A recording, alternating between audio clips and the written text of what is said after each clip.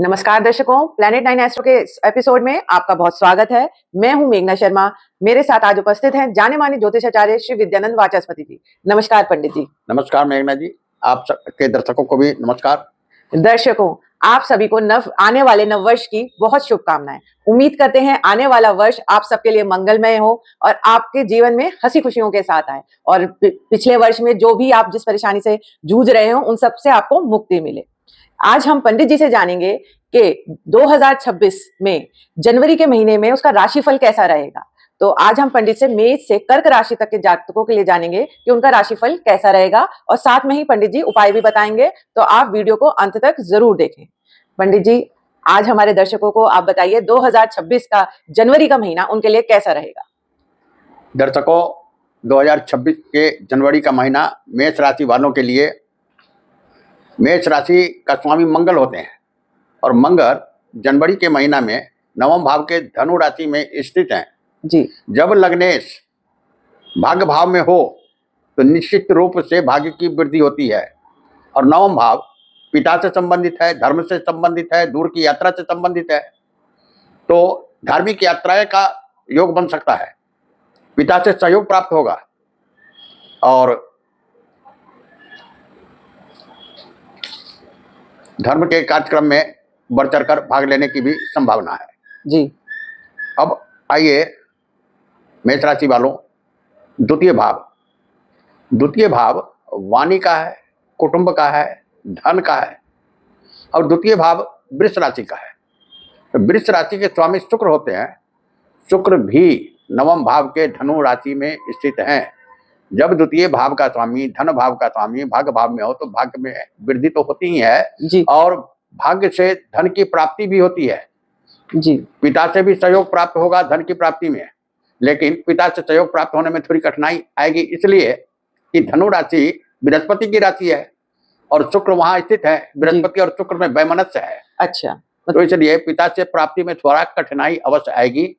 धार्मिक यात्रा करेंगे, लंबी दूरी की यात्रा करेंगे, उसमें भी थोड़ा कठिनाई और परेशानी का सामना करना पड़ सकता है जी। अब आ जाइए तृतीय भाव मिथुन राशि का है। मिथुन राशि का स्वामी बुध होते हैं और तृतीय भाव से पड़ोसियों से कैसा संबंध रहेगा जी, भाई बहन से कैसा संबंध रहेगा, आपका संचार कौशल कैसा रहेगा, इन सब बातों की जानकारी मिलती है। अच्छा।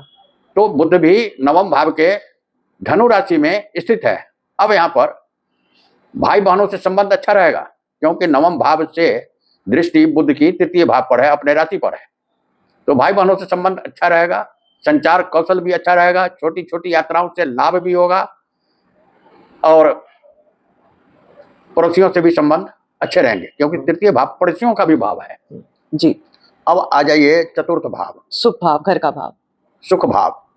चतुर्थ भाव से माता का सुख, संपत्ति की बढ़ोतरी, वाहन का सुख और शिक्षा भी देखी जाती है। अब चतुर्थ भाव का स्वामी चंद्रमा है, कर्क राशि है, चंद्रमा है। तो चंद्रमा प्रारंभिक दिन में, जनवरी के प्रारंभिक दिन में वो भी धनु राशि में, नवम भाव के धनु राशि में है जी। तो माता पिता का सहयोग बनेगा, संपत्ति में बढ़ोतरी होगी, वाहन का सुख प्राप्त होगा और धनु राशि मित्र राशि है, इसलिए इसमें बड़ी सुविधा से ये सब सुख प्राप्त होंगे। अच्छा। अब आ जाइए पंचम भाव सिंह राशि का है। सिंह राशि का स्वामी सूर्य नवम भाव के धनु राशि में, मित्र राशि में है। जब पंचम भाव का स्वामी नवम भाव में हो तो पिता से सहयोग प्राप्त होता है, धार्मिक यात्रा होती है, धर्म के कार्यों में बढ़ चढ़कर भाग भी लेते हैं, दूर की यात्राओं की भी संभावना होती है जी। लेकिन सूर्य जब अपने मित्र राशि में है तो ये थोड़ा अहंकार भी देंगे। और विद्यार्थियों के लिए कैसा रहेगा इस समय? इस सारी बात बतलाता हूँ। अहंकार भी देंगे। जब अहंकार देंगे, पिता के समक्ष अहंकार की उत्पत्ति होगी तो उनसे कठिनाइयां भी उत्पन्न होगी, इसलिए इस पर नियंत्रण रखें, पिता अच्छा। को समर्पित रहें जी। और पंचम भाव शिक्षा का भी भाव है, संतान का भी भाव है। तो हो सकता है कि शिक्षा के लिए दूर की यात्रा करें। अच्छा। संतान का भाव है तो संतान से भी शुभ समाचार ही मिलेगा क्योंकि पंचम भाव का स्वामी भाग्य भाव में है, तो इसलिए संतान के लिए भी शुभ समाचार मिलेंगे आपको, संतान भी अच्छा रहेगा। अब आ जाइए छठा भाव। छठा भाव कन्या राशि का है।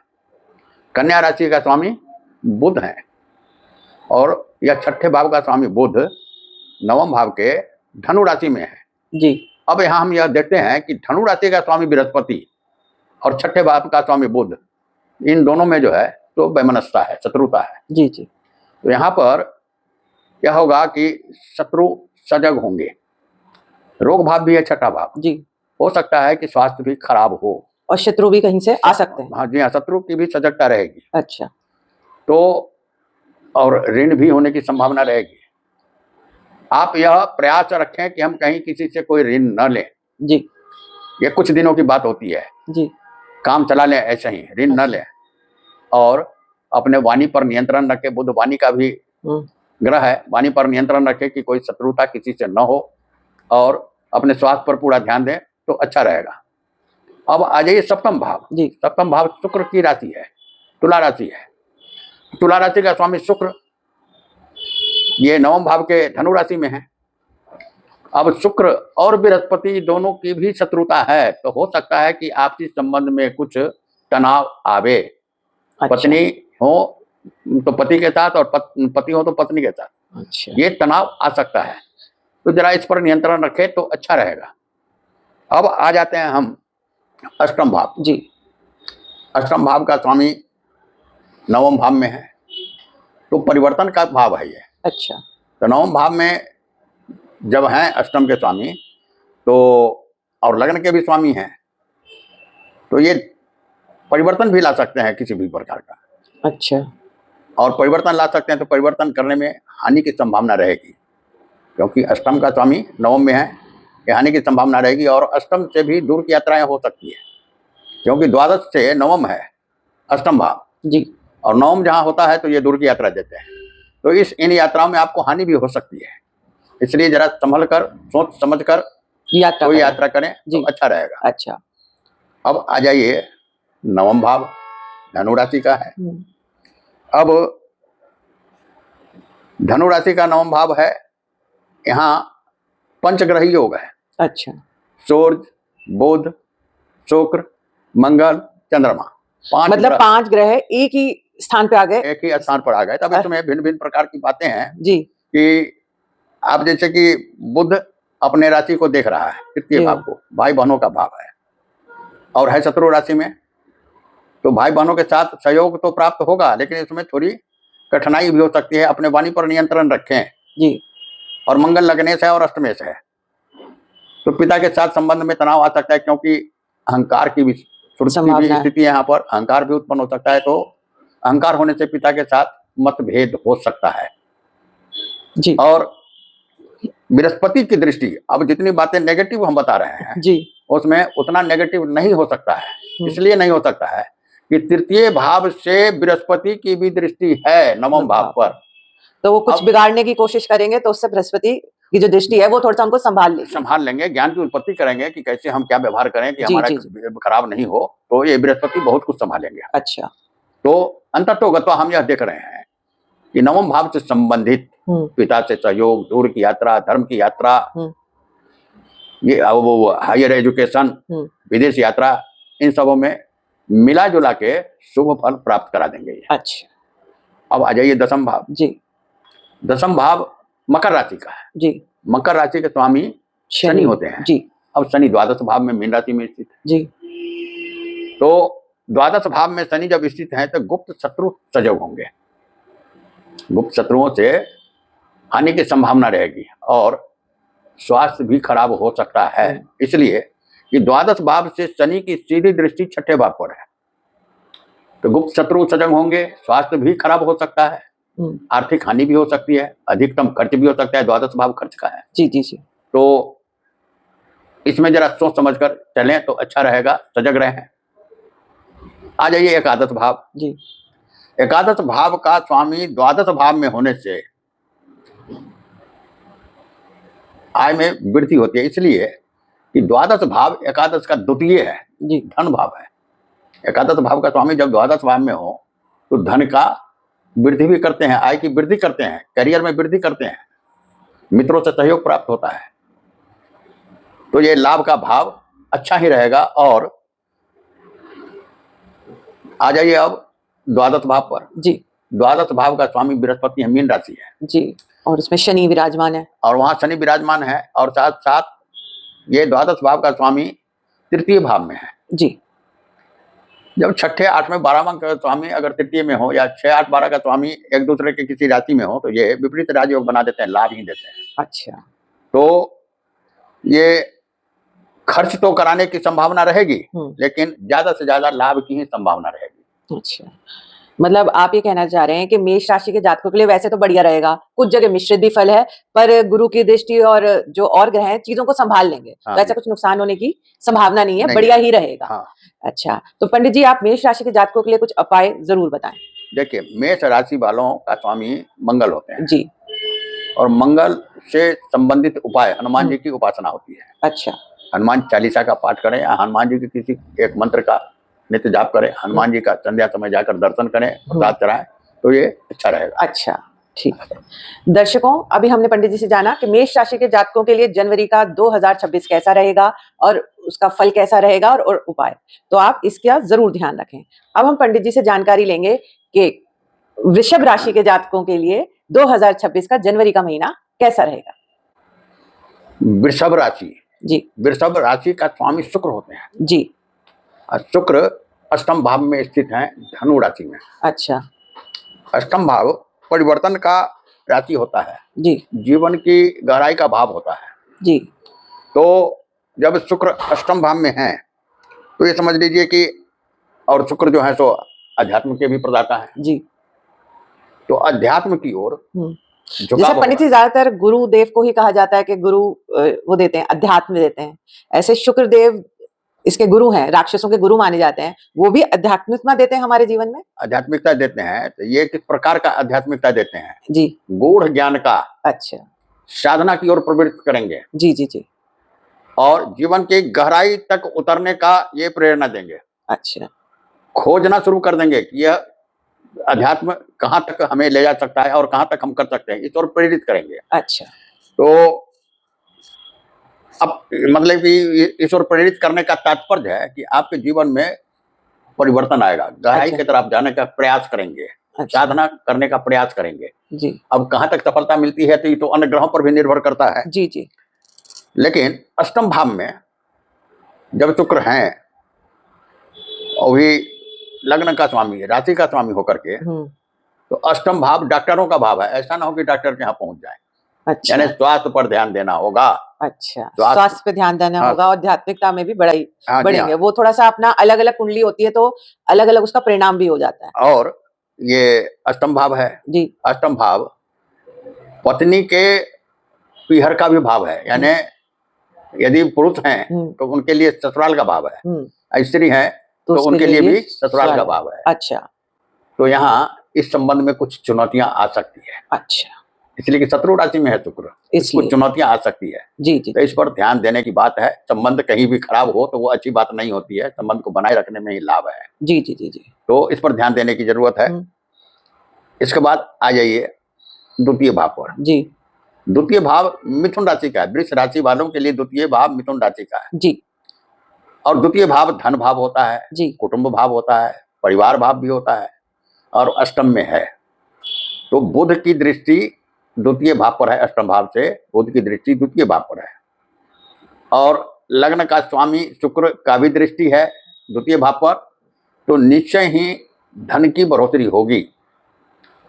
लेकिन अष्टम भाव में होने के कारण जरा अपने आप पर नियंत्रण भी रखना पड़ेगा।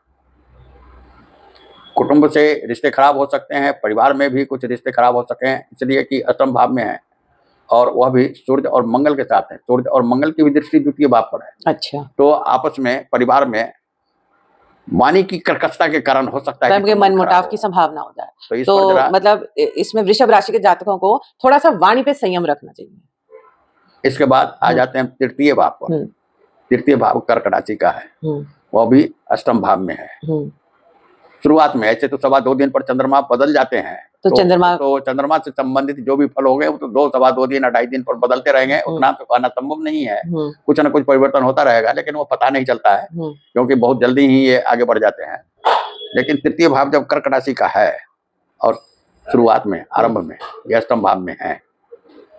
तो तृतीय भाव संचार का भाव है, छोटी छोटी यात्राओं का भाव है।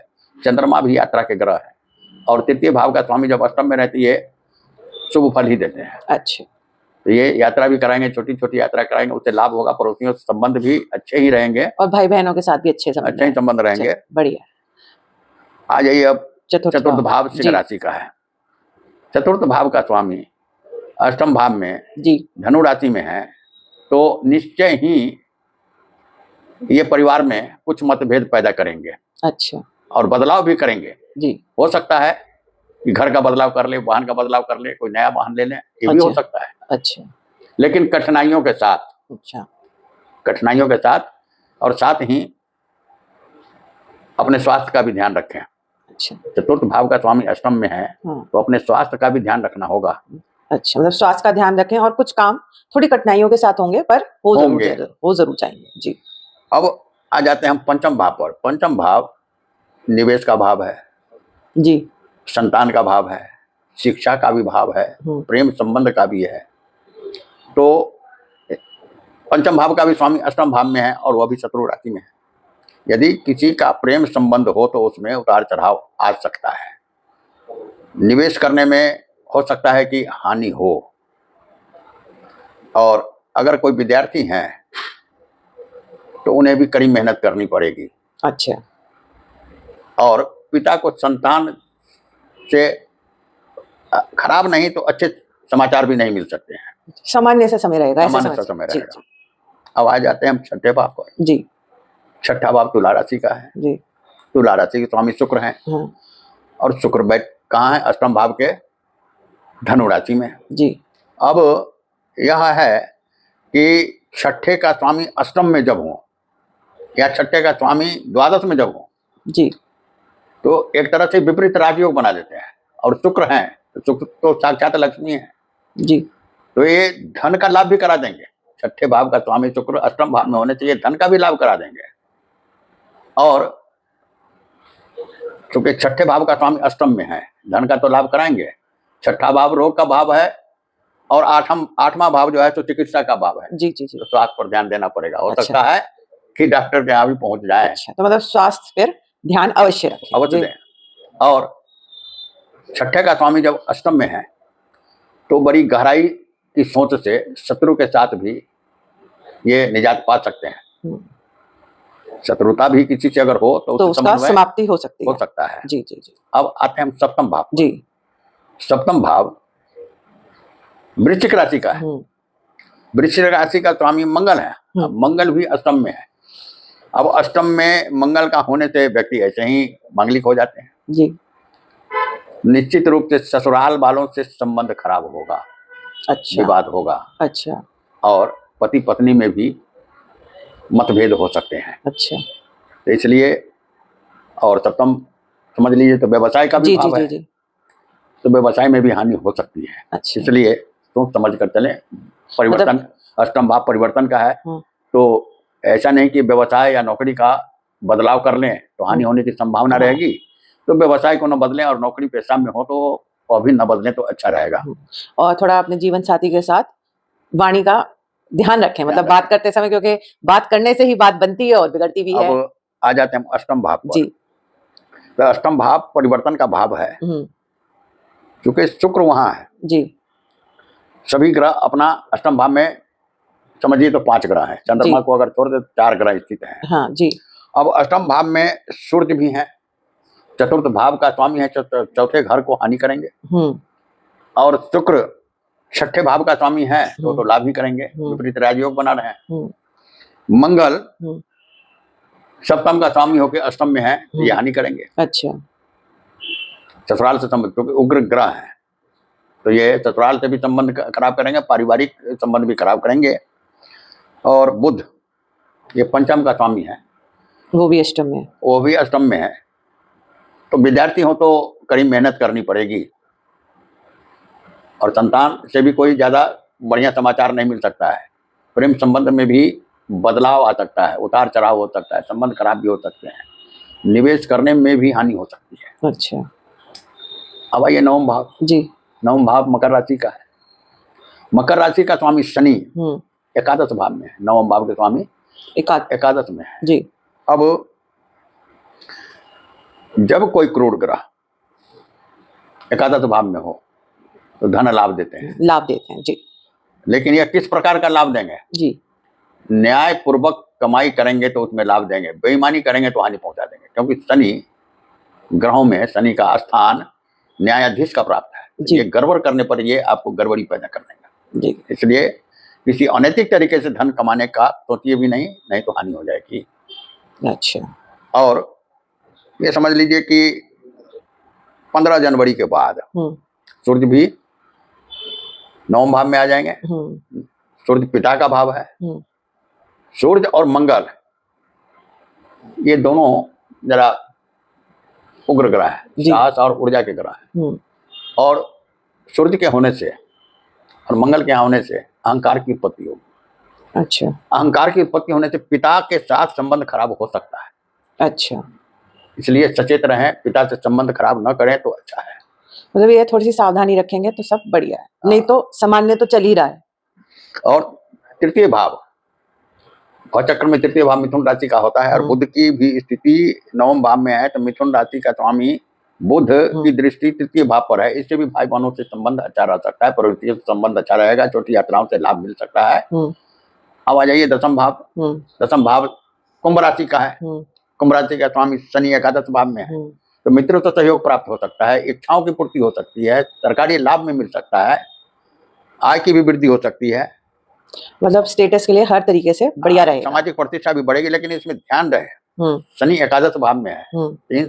अब इन एकादश भाव और दसम भाव से जो भी लाभ मिलने वाला है न्याय पूर्वक चलेंगे तभी मिलेगा। अच्छा। अनैतिक करेंगे तो हानि होगी।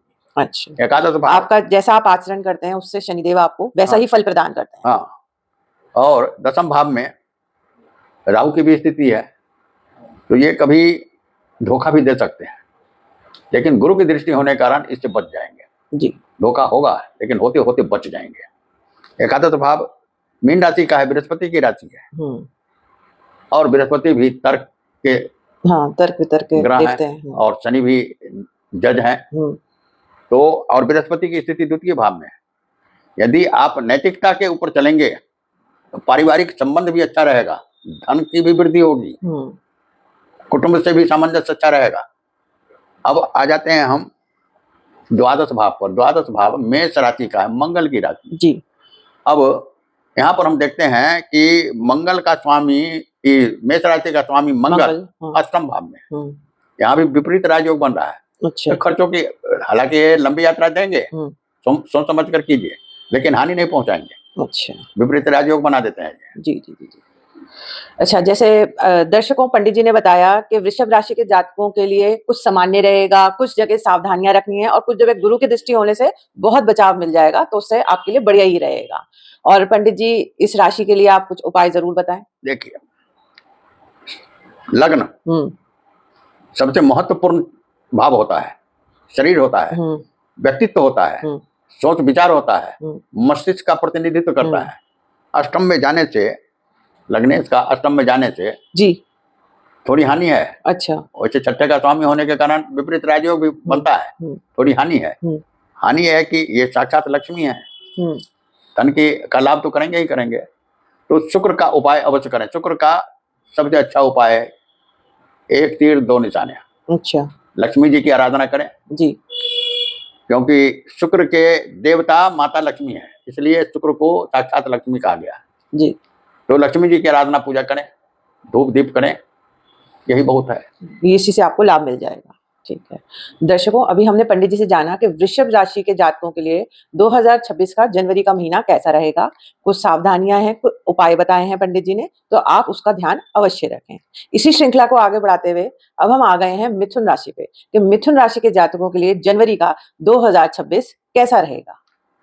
देखिए, मिथुन राशि के जातकों के लिए लग्न में ही मिथुन राशि में ही गुरु का संचार हो रहा है जी। तो निश्चित रूप से यह व्यक्ति धार्मिक तार्किक बनेंगे इस समय में। और सप्तम भाव से सूर्य मंगल की भी दृष्टि है लग्न पर जी। और सप्तम भाव व्यवसाय का भी भाव है। और बुध की भी दृष्टि है, तो सूर्य मंगल की दृष्टि होने से आय में कुछ कठिनाई होगी। अच्छा। लेकिन बुध का दृष्टि लग्न पर होने के कारण निर्वाह योग्य आय के साधन प्राप्त होते रहेंगे, कमी नहीं रहेगी। मतलब सामान्य सा समय रहेगा। समान हाँ, समय न रहेगा। बहुत अच्छा न बहुत खराब। द्वितीय भाव चंद्रमा का है। अब चंद्रमा के लिए तो प्रारंभिक दिनों में चंद्रमा है ये धनु राशि में, द्वितीय का स्वामी सप्तम में हो तो ये सप्तम में और वह भी अपने मित्र राशि में, तो पारिवारिक संबंध अच्छा दे रहा है। पत्नी के साथ अच्छा, परिवार के लोगों के साथ अच्छा संबंध रहेगा। धन की वृद्धि होगी, क्योंकि चंद्रमा भी राजसी ग्रह है जी, इसलिए धन की वृद्धि भी करेंगे ये जी। अब आते हैं हम तृतीय भाव पर। तृतीय भाव सिंह राशि का है। सिंह राशि तृतीय भाव का स्वामी सप्तम भाव में है, सूर्य जी। और सूर्य जब सप्तम भाव में है और सूर्य की दृष्टि लग्न पर भी है, तो भाई बहनों से भी संबंध खराब होने की संभावना रहेगी। अच्छा। सप्तम भाव का सूर्य शुभ फलदायक नहीं होते हैं। अच्छा। भव चक्र में अगर देखिए जोडिएक, तो सप्तम भाव तुला राशि का बनता है, जहाँ नीच का कहलाते हैं। इसलिए कभी भी सप्तम भाव का स्वामी सप्तम भाव में सूर्य शुभ फलदायक नहीं होते हैं। अच्छा। पति पत्नी में भी संबंध खराब हो सकता है। अच्छा। लेकिन शुक्र और बुध दोनों की दृष्टि, शुक्र जो है सो मिथुन राशि बुध के मित्र हैं, बुध की दृष्टि लग्न पर है, तो कुछ ना कुछ लाभ होता ही रहेगा, संबंध में सुधार होता रहेगा। खराब भी होने की संभावना है और सुधार भी होता रहेगा। अब आ जाते हैं हम चतुर्थ भाव पर। चतुर्थ भाव सुख भाव है, माता का भाव है, बुध की स्थिति सप्तम भाव में है, तो यह भी माता के साथ अच्छा संबंध देने की संभावना है। अच्छा। और धन वृद्धि की भी संभावना है जी।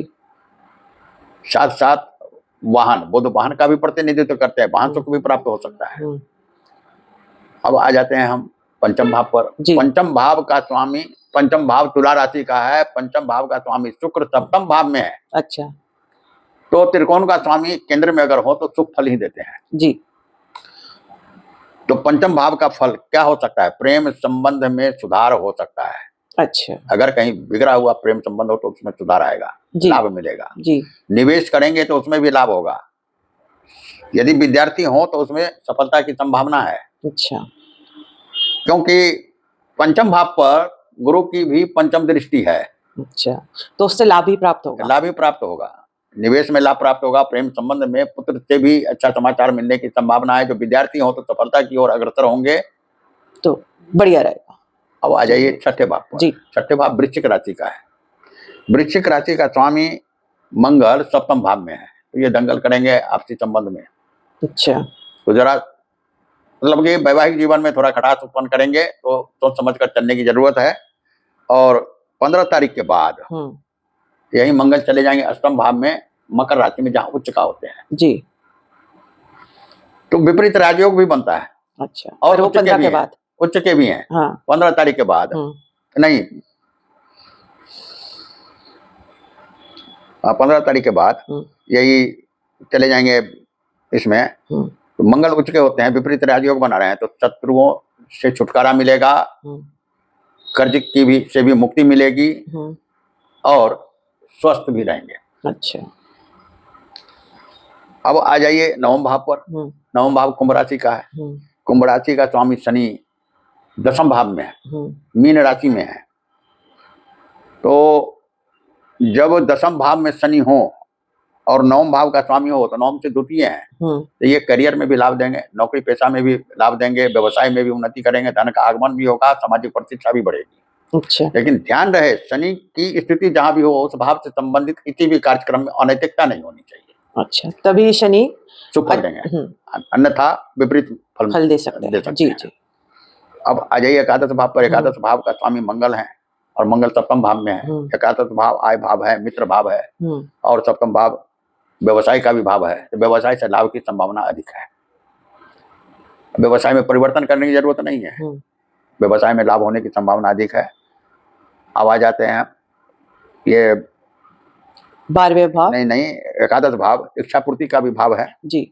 अब ये देख लीजिए कि इच्छा पूर्ति का भाव है, तो वो मेष राशि का है, मंगल सप्तम भाव में है। तो इच्छा की पूर्ति सप्तम भाव से, तृतीय भाव से इच्छा जागृत होती है, सप्तम भाव से इच्छा का समन्वय देखा जाता है। अच्छा। और एकादश भाव से इच्छा की पूर्ति देखी जाती है। अब हम देखते हैं कि एकादश भाव का स्वामी मंगल सप्तम भाव में है, तो सप्तम भाव समन्वय के, ये समन्वय करेंगे इच्छा की पूर्ति होगी कि नहीं होगी। अपने मित्र राशि में है, धनु राशि में है, तो इच्छा की भी पूर्ति की पूर्ण संभावना है, जो इच्छा जागृत होगी। अब इच्छा का मतलब यह नहीं है कि हमारी कुंडली के अनुसार धन का स्थिति कुछ है और हम समझे कि हवाई जहाज खरीदे तो ये भी इच्छा पूर्ति हो जाएगी, ऐसा भी नहीं है। इसके बाद द्वादश भाव में आते हैं। द्वादश भाव का स्वामी शुक्र, वो अभी सप्तम भाव में है, तो ये ठीक नहीं है। अच्छा, खर्चे ज्यादा करवाते हैं ये? हाँ, खर्च ज्यादा करवाएंगे, लग्जरी पर ज्यादा खर्च करवाएंगे। अच्छा। लग्जरी पर ज्यादा खर्च करवाएंगे तो ये खर्चों से परेशान होकर के आर्थिक अवस्था खराब हो सकती है, इसलिए इस पर ध्यान देने की जरूरत है। अच्छा। क्योंकि ये भोग का कारक ग्रह है और सप्तम भाव में, सप्तम भाव भी भोग का है, भोग पर ज्यादा खर्च करेंगे तो आर्थिक स्थिति खराब हो सकती है। अच्छा, तो इस पे थोड़ी सी सावधानी बरतने की आवश्यकता है। जी हाँ। जी दर्शकों, तो अभी जैसे पंडित जी ने हमें बताया कि मिथुन राशि के जातकों के लिए ये कैसा रहेगा जनवरी का 2026। पंडित जी, आप इनके लिए कुछ उपाय भी अवश्य बताएं। अब देखिए, मिथुन राशि का स्वामी बुध होते हैं, बुध की स्थिति तो खराब है नहीं, सप्तम भाव भी समझिए तो शुक्र का ही भाव होता है, भवचक्र में मित्र राशि है और सप्तम भाव में बुध की स्थिति है। गोचर में भले ये शत्रु राशि में हो, लेकिन बुध की स्थिति है, तो इसका उपाय करने की जरूरत नहीं है। उपाय अगर करने की जरूरत है भी तो समझ लीजिए कि कम से कम सूर्य का उपाय करें। अच्छा, क्या उपाय करें? सूर्य को जल दें, कम से कम गोचर में जितना दिन है तब तक सूर्य को जल दें, और 15 तारीख के बाद, 15 जनवरी के बाद जी सूर्य सुफल देना शुरू करेंगे, क्योंकि तृतीय भाव का स्वामी अष्टम में चले जाएंगे, ये सुफल देना शुरू करेंगे। ठीक है दर्शकों, अभी हमने पंडित जी से जाना कि मिथुन राशि के जातकों के लिए जनवरी 2026 का राशिफल कैसा रहेगा। पंडित जी ने उपाय भी बताए और कुछ सावधानियां भी बताई, तो उसका आप विशेष ध्यान रखेगा। इसी क्रम को आगे बढ़ाते हुए अब हम पंडित जी से जानकारी लेंगे कि कर्क राशि के जातकों के लिए 2026 जनवरी कैसी रहेगी। कर्क राशि स्वामी चंद्रमा जी। तो खैर इनके लिए तो कुछ कहना ही नहीं है। ये प्रथम दिन में तो चंद्रमा है धनु राशि में और ये छठे भाव में है, तो ये अच्छी बात नहीं है। लग्न का स्वामी जब छठे में हो तो रोग ऋण शत्रु में वृद्धि होती है। इसके बाद आ जाते हैं हम द्वितीय भाव सिंह राशि का है। सिंह राशि का भी स्वामी सूर्य छठे भाव में ही है, तो छठे भाव में सूर्य थोड़ा पराक्रमी होते हैं, शत्रुओं का दमन करते हैं, लेकिन धन के मामले में हानिकारक है, क्योंकि धन भाव का स्वामी जब रोग ऋण शत्रु स्थान में आ जाए तो ये अच्छी बात नहीं है। अच्छा। तो ये हानि करेंगे। अच्छा। साथ ही केतु की स्थिति है द्वितीय भाव में, हाँ। तो ये परिवार में गर्माहट पैदा करेंगे। अच्छा। जिससे पारिवारिक स्थिति खराब होगी।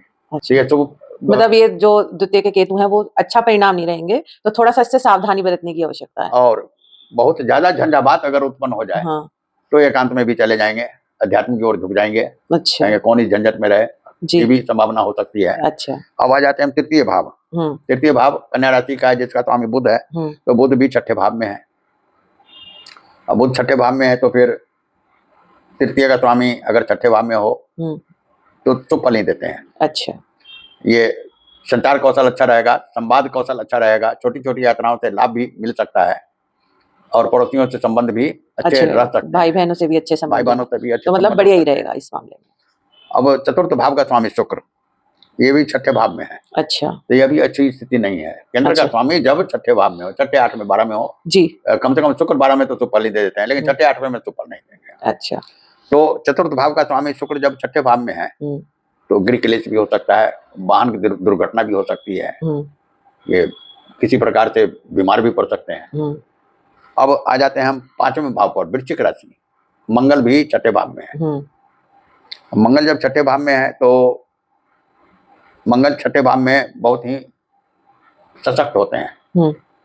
तो मंगल का छठे भाव में रहने से ये होगा कि शत्रु का दमन करेंगे जी, कर्ज से मुक्ति मिलेगी जी, और बीमार होने की संभावना कम रहेगी, क्योंकि ऊर्जा का ग्रह है मंगल। शरीर के अंदर ऊर्जा रहेगी तो रोग भी नहीं होंगे। अच्छा। छठे भाव में मंगल बहुत ही सुदृढ़ होते हैं, अच्छा है। अब आ जाते हैं छठे भाव में, छठे भाव छठे भाव के लिए तो ये सारे ग्रहों के होने से जो छठे भाव का फल होगा वो तो बतला दिए हैं। अब पंचम भाव के लिए, पंचम जी। भाव का स्वामी छठे भाव में होने से जी। पंचम से द्वितीय है, अच्छा। तो ये पंचम के लिए शुभ फल देंगे। अच्छा, मतलब पंचम से जो हमें फल मिलते हैं, जैसे विद्यार्थियों के लिए अच्छा रहेगा।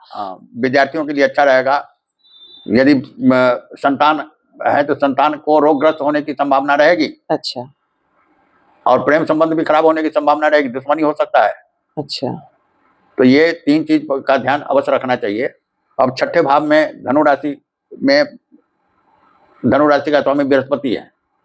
अब बृहस्पति 12वें घर से सीधी दृष्टि डाल रहे हैं धनु राशि पर। अच्छा। तो छठे भाव से संबंधित रोग, ऋण, शत्रु, अब जो कुछ भी मैंने कहा कि ये थोड़ा स्वास्थ्य खराब होने की संभावना है, संतान की खराब होने की संभावना है, तो गुरु की दृष्टि के कारण इन सबों में ना के बराबर स्थिति रह जाएगी विपरीत पद में।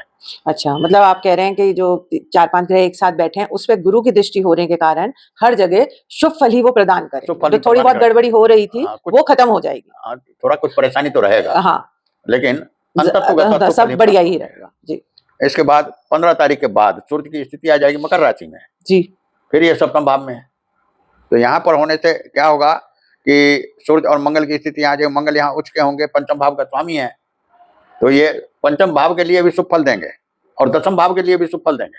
अच्छा। करियर की वृद्धि होगी, नौकरी पेशा वालों की वृद्धि होगी, व्यवसाय में वृद्धि होगी, आय की वृद्धि होगी, सामाजिक प्रतिष्ठा बढ़ेगी।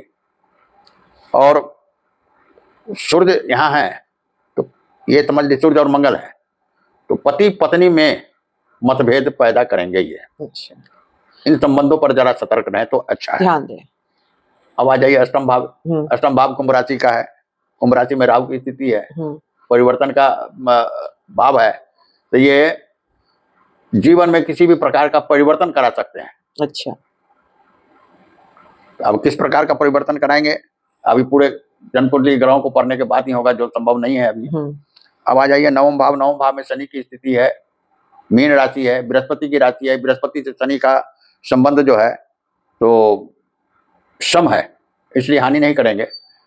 नैतिकता से चलने की जरूरत है। अच्छा। जहां भी शनि हो वहां नीतिगत बात होनी चाहिए, अनैतिक नहीं। तो पिता से भी लाभ मिलेगा, धर्म का भी लाभ मिलेगा, धार्मिक यात्रा का भी लाभ मिलेगा। अनैतिकता जहां टपकेगी तो वहां ये विपरीत फल देना शुरू करेंगे। अच्छा। कर्माधिकारी हैं शनि, कर्माधिकारी हैं, इसलिए कर्म को जरा ठीक रखना पड़ेगा। अब आ जाते हैं हम दसम भाव पर। दसम भाव का स्वामी मंगल सप्तम भाव में है, तो ये लाभकारी है। अच्छा, तो ये स्टेटस को बढ़ाएगा। स्टेटस को बढ़ाएगा। नौकरी पेशा वालों के लिए नौकरी पेशा में वृद्धि होगी, व्यवसाय में वृद्धि होगी, सामाजिक प्रतिष्ठा प्राप्त होगी। लेकिन एक ही चीज में पति पत्नी में गड़बड़ी है, थोड़ा सा उसमें सावधानी रखें, मतभेद हो सकता है। बाकी और सब शुभ लाभ ही है। अच्छा। एकादश भाव वृष राशि का है। वृष राशि को स्वामी शुक्र, ये जो है तो ये भी सप्तम भाव में है 15 तारीख के बाद। तो सप्तम भाव में है तो सप्तम भाव तो उनका तो अपना कारक ग्रह है, इसलिए 15 जनवरी के बाद पति पत्नी के संबंध में सुधार होगा। अच्छा, है ना। लेकिन सूर्य के कारण गड़बड़ी रहेगी। हाँ। सूर्य भी तो वहां स्थित है। जी जी जी। तो सामान्य रहेगा। अगर किसी प्रकार का मतभेद हो भी गया तो इसमें सुधार होने की संभावना रहेगी। और एकादश भाव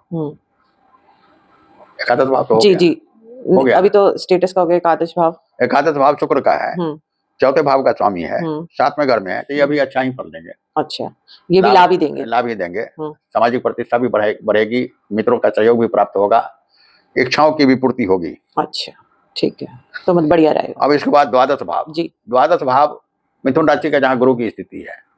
यदि नवम भाव धर्म भाव है तो द्वादश भाव धर्म स्थान का भाव है। जी। यानी गुरु की स्थिति द्वादश भाव में होने से कोई धार्मिक यात्रा भी कर सकते हैं, लंबी यात्रा भी कर सकते हैं, धर्म की ओर झुकाव ज्यादा होगा, धार्मिक कार्यक्रम में बढ़ चढ़कर भाग भी लेंगे। अच्छा। लेकिन साथ साथ खर्च की भी पूरा योग है।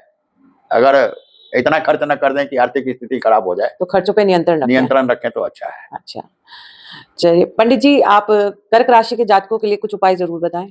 ये कर्क राशि के जातकों के लिए यहाँ जो स्थिति खराब हो रही है, सूर्य और मंगल, सबसे बड़ी बात है पति पत्नी में मतभेद की संभावना है। तो ये नहीं होना चाहिए, ये नहीं होना चाहिए। तो इसलिए कम से कम मैं समझता हूं कि मंगल की उपासना करें और सूर्य को जल दें। अच्छा। मंगल की उपासना क्या करें, हनुमान जी का हनुमान चालीसा का पाठ करें और सूर्य को जल दिया करें तो अच्छा रहेगा। अच्छा दर्शकों, अभी हमने पंडित जी से जाना कि 2026 जनवरी का कर्क राशि का महीना कैसा रहेगा। उसमें पंडित जी ने उपाय भी बताया, तो वो आप ध्यान अवश्य रखें, वैसे बढ़िया ही रहेगा।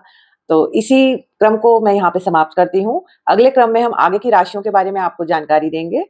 तो इसी एपिसोड को समाप्त करते हुए नमस्कार। अगर आपको ये हमारा वीडियो पसंद आया तो लाइक करें और हमारे चैनल को सब्सक्राइब अवश्य करें। नमस्कार। नमस्कार।